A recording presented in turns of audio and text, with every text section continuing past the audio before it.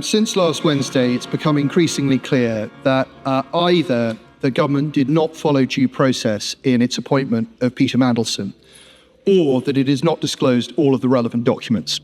In different terms, either the Prime Minister's assurances that full due process was followed were misleading, or the government has not complied with the humble address. Either would be a contempt of Parliament. Last Wednesday, the Chief Secretary to the Prime Minister said, "All the documents that are available in relation to Peter Mandelson's appointment and dismissal are published today, subject to those that have been held back by the Metropolitan Police. But there are many, many documents missing." I have detailed 56 to him in a letter that I have sent him. To give a few examples, there is no Prime Ministerial readout on the advice he received. This is a breach of protocol. A Prime Ministerial decision, even if made orally, should be formally recorded. Where is that record? It starts to stink of the sofa government we had under Tony Blair. There are no minutes of any meeting at which this appointment was discussed by anyone at any time.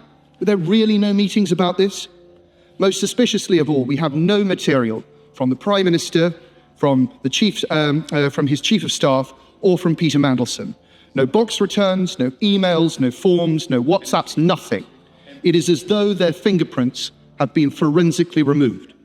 To narrow this down, on the 11th of November 2024, the Cabinet Secretary said that if the Prime Minister wanted to make a political appointment, the civil service would, and I quote, "develop a plan for the necessary security clearances and do due diligence on any potential conflicts of interest."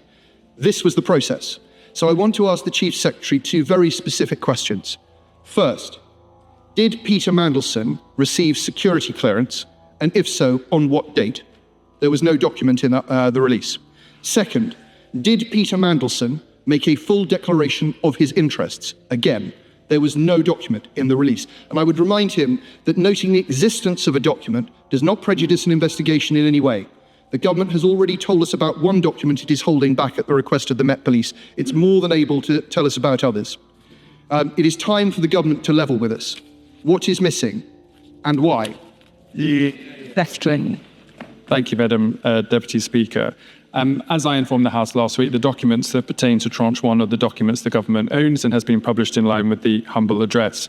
The Shadow Chancellor asked me about the process followed for the appointment of Peter Mandelson. As the Prime Minister and the government has said, the process that was inherited was the process that was followed. However, this has shown that that process is not sufficient, which is why it's being strengthened. He made reference to questions about WhatsApps and other messages. I can confirm that those types of documents will be subject to a further tranche being published in due course. He also asked me about security clearance for Peter Mandelson, and I refer back to my answer from last week in respect of that question and refer him to further comments from the Foreign Office.